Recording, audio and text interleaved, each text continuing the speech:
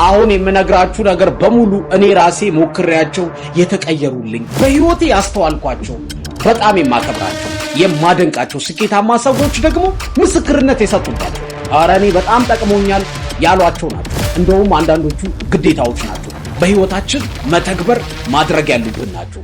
እስከ መጨረሻው መከታተል አትርሱ። የመጀመሪያው መወሰን አለብህ። ወስን ወዳጄ። ካልወሰንክ ይሄን ቪዲዮ አይተህ የምታገኘው ዕውቀት ብቻ ነው። ዕውቀት ደግሞ ምንም አይቀይርልህ። መድኃኒቱ እኮ ቦርሳ ውስጥ አለ አልዋጥኩትም እንደሚለው ሰውዬ ነህ። መድኃኒቱን ካልዋጥከው መዳን የሚባል ነገር የለም። ስለዚህ መወሰን አለብህ። አየህ፣ አንዳንድ ጊዜ ህይወትና እድል እንደ ባቡር ናቸው። ካመለጡ አታገኛቸው። ስለዚህ ወስን፣ ቁረጥ፣ ቁጭ ብለህ አስበው። የሆነ ጊዜ ላይ እኮ ቆራጥ ሆነ የወሰንካቸው ውሳኔዎች የሰጡ ደስታ አለ፣ የሰጡ ስሜት አለ። አየህ፣ አሁንም ከወሰንክ በኋላ ህይወትን ስትቀይር የሚገጥምህን አስበው። ሰዎች መጥቶ በጆሮህ ምን እንደሚሉ አስበው፣ እንዴት እንደሚያደንቁ። አንተ እኮ ጀግና ነህ፣ እኔ አንተን መሆን ነው የምፈልገው፣ እኔ አንቺ እኮ በጣም ጀግና ነሽ፣ ጎበዝ ነሽ ሲሉሽ አንቺ ራስሽን ስታደንቂያት አስቢያት። ስትለወጪ በህይወትሽ ውስጥ የሚኖርሽ ነገር በአይምሮሽ ሳዩ ምን አይነት የተረጋጋ ህይወት እንደሚኖርሽ፣ በምን አይነት መልኩ መንፈሳዊ ህይወትሽ፣ የገንዘብ ህይወትሽ፣ የሥራ ህይወትሽ፣ ትምህርትሽ እንደሚቀየር አስቢው። ስዕሉን በአይምሮሽ ሳዩ፣ ስሜቱን እስኪ በህይወትህ አጣጥመው። ምን አይነት እርካታ እንደሚኖር ስትለወጥ፣ ህይወትን ስትቀይር የሚኖር ደስታ። በቃ ከሰዎች እኮ አላንስም፣ እኔም ወጥቼ እገባለሁ፣ ሰርቼ አገኛለሁ፣ የምፈልገውን እየኖርኩ ነው ስትል አስበው። ይህንን ሁሉ ካሰብክ በኋላ ጥሩ ስሜት፣ ጥሩ ሙድ ውስጥ ከገባ በኋላ ወስን፣ ቁረጥ። ልክ ስትቆርጥ ህይወትን መቀየር ትጀምራለህ። አየህ፣ አሁን ከዚህ በኋላ የምነግርህ ነገሮች ሁሉ ጥሩ መሬት ላይ እንደሚዘራ ዘር ይሆናል። አንድ መሬት ላይ እንዲዘራበትና ቶሎ እንዲያበቅል መሬቱ መላም አለበት፣ መራስ አለበት፣ መኮትኮት አለበት። አንተም አይምሮህ በጥሩ ስሜት በጥሩ ሙድ ውስጥ ሆነ ከወሰንክ ከዚህ በኋላ የምነግርህ ነገር በሙሉ ይጠቅምሃል። በፍጥነት አንተን ይቀይራል። አንተን መለወጥ አይደል ዓላማችን? ወደ ቀጣዩ። ሁለተኛው የሚጎትትህን ነገር እወቀው። አንዳንዴ አቅሙ ይኖርሃል፣ ልምዱ ይኖርሃል፣ ዝግጁነቱ እኔ እኮ ለምንም ነገር አላንስም ልትል ትችላለህ። ግን የጎተተህ ያስቀረህ የሆነ እንከን ይኖራል፣ የሆነ ጉድለት ይኖራል። ያ ጉድለት መዝምዞ ብዙ ነገር ያሳጣሃል። አንዱ ሰውዬ በእጁ ራሱን ሲነካው ወይኔ ራሴን ያመኛል ይላል። ወደ አንገቱ ዝቅ ሲያደርገው ደግሞ በጣም ነው አንገቴን እያመመኛለሁ ይላል። ዝቅ ሲያደርገው ልቡ ጋር ልቤ በጣም እያመመኝ ይላል። ለካ ምኑንም አይደለም የታመመው፣ እጁ ናት የታመመችው። አየህ አይደል? አንተም የሆነች ትንሽዬ ጉድለትህ ብዙ ነገርህን እያጠፋችብህ ይሆናል። አንዳንዴ የምትውላቸው ሰዎች ሊሆኑ ይችላሉ ህይወትን ያበላሹት። መበጠስ ያለበት ጓደኝነት ካለ መበጠስ አለበት። ያንተ ጠላት ስልክ ሊሆን ይችላል። ቲክቶክ ላይ፣ ዩቲዩብ ላይ፣ ሶሻል ሚዲያ ላይ፣ ቻት ላይ፣ ቴሌግራም ላይ፣ ሜሴንጀር ላይ ተጠደ መዋል ሊሆን ይችላል። ካለህበት ከምትደርስበት ያስቀረ የጎተተ እንዳትለወጥ ያደረገ እንደነዚህ አይነት ምክንያቶች ይሆናሉ። እንቅልፍ መውደድህ ይሆናል። ገንዘብ አጥፊ መሆንህ፣ በቃ ልክ ስታገኝ ለልብስ፣ ለመዝናኛ፣ ለመብያ፣ ለመጠጫ እያጠፋ ይሆናል። የሆነ የጎተተ ነገር አለ። በቢዝነስ፣ በስራ፣ በትምህርት እንዳትለወጥ ያደረገ ውሎህም ከሆነ ቀይረው። ከሚጠቅሙ ጋር ዋል። አንድ አይነት ቀለም ያላቸው ወፎች አብረው ይበራሉ። ስለዚህ ራስህን ለመቀየር የሚጎትቱህን ነገሮች በሙሉ በጥሳቸው። ቁጭ ብለህ አስበው፣ ምንድነው ወደኋላ ያስቀረኝ በል። ያኔ ራስህን መቀየር ትጀምራለህ። ያውም በፈጣኑ ነው የምትቀይረው። ወደ ቀጣዩ በህይወትህ ምርጥ ተዋናይ ሁን። ሜተድ አክቲንግ የሚባል አንድ በጣም የሚታወቅ የፊልም አሰራር ጥበብ አለ። ወይም መስሎ ሳይሆን ሆኖ መተወን የሚባል። በቃ አክተሮቹ ፊልሙ ላይ ያሉ የእውነት ነው የሚመስላችሁ፣ ትጣሏቸዋላችሁ። መቼም ሰው ለሰውን ያየው ሰው ብዙ አለ። አስናቀ የሚባለው ገጸ ባህሪ የምርም በእውነተኛ ህይወቱ ጨካኝ ይመስላችኋል። በቃ የሚሳደብ ግልፍተኛ ይመስላችኋል። ለምን? ሰውየው መስሎ ሳይሆን ሆኖ ስለተወነ ነው። በህይወት ውስጥ አንዳንድ ጊዜ መስለህ ሳይሆን ሆነህ መተወን ያሉበት ጊዜዎች አሉ። ለምሳሌ አንተ የምትፈልገውን ስኬት ቀድሞ ያሳካ ሰው አለ። አንተ መኖር የምትፈልግበት ቤት ውስጥ አሁን እየኖረ ያለ ሰው አለ። አንተ ህልሜ ነው የምትለውን ስራ አሁን እየሰራ ያለ ሰው አለ። አንተ ህልሜ ነው የምትለውን ገንዘብ እያንቀሳቀሰ ያለ ሰው አለ። አንተ ህልሜ ነው በቃ ፍላጎቴ ነው የምትለውን መኪና እየነዳ ያለ ሰው አለ። ያ ሰው ምን አድርጎ ነው እዛ የደረሰው? እሱም ሰውዬ ሁነው በቃ ኮርጅ። እንዴት ነው የሚያስበው? እንዴት ነው የሚወስነው? እንዴት ነው የሚለብሰው? እንዴት ነው የሚራመደው? እንዴት ነው ቀኑን፣ ጊዜውን፣ ገንዘቡን የሚያጠፋው? በምንድን ነው ጊዜውን የሚያጠፋው? የት ነው የሚውለው? እሱን ሰው መሆን አለበት። የምትፈልገውን አታገኝም። የሆንከውን ነው የምታገኘው። አየህ፣ መምሰል አለብህ። ሜተድ አክቲንግ ማለት እሱ ነው። መተወን መቻል አለብህ በህይወት። እንዴ አንድ ጥሩ ምሳሌ ልስጣችሁ። ዓለም ላይ በጣም የተከበረ ሼፍ አለ።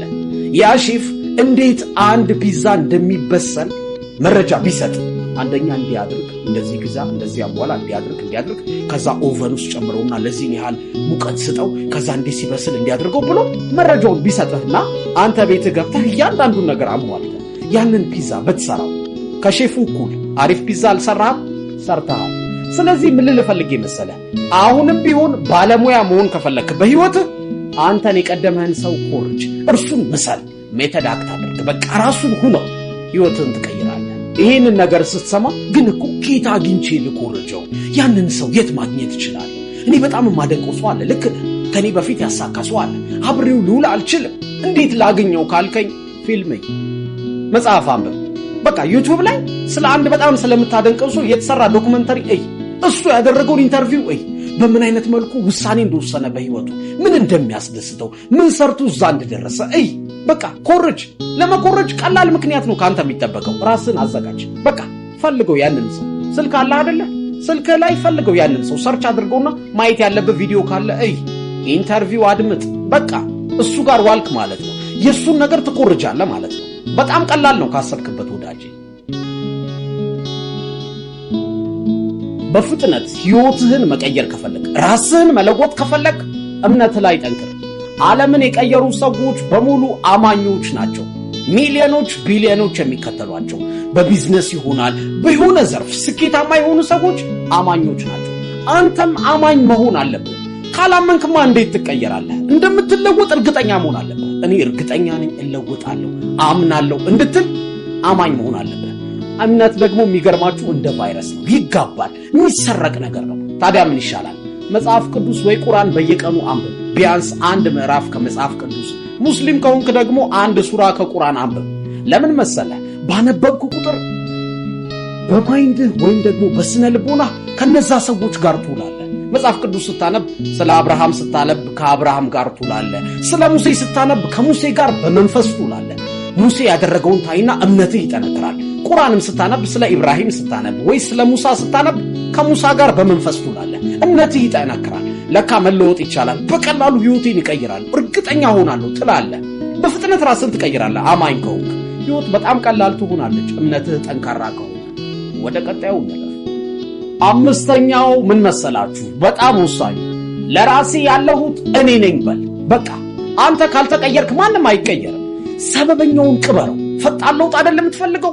ሰበብ የሚሰጥህ ውስጥህ ያለውን በጣም መጥፎ ድምፅ አቁመው። አንተ እኮ ደሃ ሀገር ነው የተወለድከው፣ እንዴት ራስን ትቀይራለህ? የሚረዳህ የለም፣ ዕውቀት የለህም፣ ገንዘብ የለህም፣ ልምድ የለህም፣ እንዴት አድርገህ ራስን ትቀይራለህ የሚለውን ሰበበኛ እንዳታደምጠው፣ ድፈነው። በቃ እኔ እቀይራለሁ፣ ለራሴ ያለሁት እኔ ነኝ፣ ማንም አይደለም ህይወቴን የምቀይረው። ራሴ ኃላፊነት ወስዳለሁ። 100% ራሴን የምቀይረው ለራሴ ያለሁት እኔ ነኝ ማለት ስትጀምር ትጠነክራለህ። ህይወትህ መቀየር ይጀምራል። እንዴ አይተህ ከሆነ ስትጠነክር ሁሉም ሰው ይፈልጋል። እሱ እኮ ጎበዝ ነው፣ ጠንካራ ነው፣ ዓላማ አለው፣ ይሰራል፣ ይበረታል ይሉሃል። መንግስት እንኳን የሚያበድረው ለሚሰሩ ሰዎች አይደል? ዝም ብሎ ቢያበድርህማ ትጠፋለህ። እንዴ የት ያምናሃል? የት የሰራኸውን ምን ሰርተህ ታውቃለህ ከዚህ በፊት? ስለዚህ አያበድርህም። የምታስይዘው ነገር ያስፈልግሃል። አየህ፣ ስትጠነክር ማንም ካንተ ጋር ያሽቃብጣል።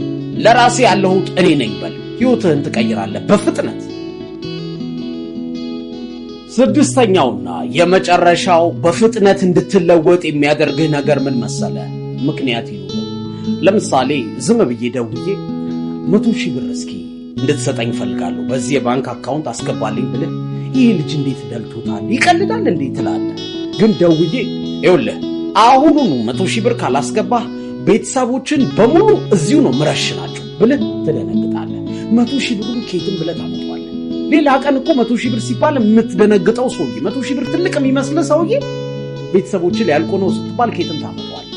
አየህ፣ በህይወት ውስጥ ምክንያት ነው ያጣኸው እንጂ አቅም አንሶህ አይደለም፣ ጉልበት አጣህ አይደለም። ስለዚህ ምክንያት ያስፈልጋል። በነገራችን ላይ ህልም ሲኖርህ፣ ዓላማ ሲኖርህ አንተ ትቀየራለህ። ያንን ነገር ለማሳካት ስትል ትለፋለህ፣ ትለወጣለህ፣ ሙሉ አቅምህን ትጨምራለህ። ስለዚህ ምክንያት ያስፈልግሃል ማለት ነው ፈጣን ለውጥ እንድታመጣ። አንዳንድ ሰዎች ምን ይላሉ? እኔ እኮ በጣም ጠንክሬ የምሰራው እንዲሁ ስሜ ሲጠራ እንዳይንጠለጠል ነው። ቢያንስ ባለ ሀብት ገሌ ቢባል ጥሩ ነው ይላሉ። በጣም አሪፍ ነው።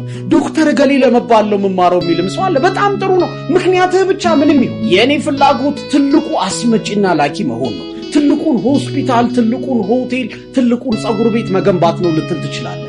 በጣም አሪፍ ነው። ምክንያትህ ከሆነ እንድትሮጥ የሚያደርግ ከሆነ ህይወትህን ትቀይራለህ።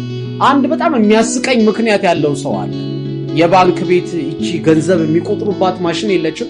እሱን ገዝቶ ቤቱ ያስቀምጣል እና ሁልጊዜ ድምጿን ተርሲል ይሰማታል። እና ምን ይላል መሰላችሁ?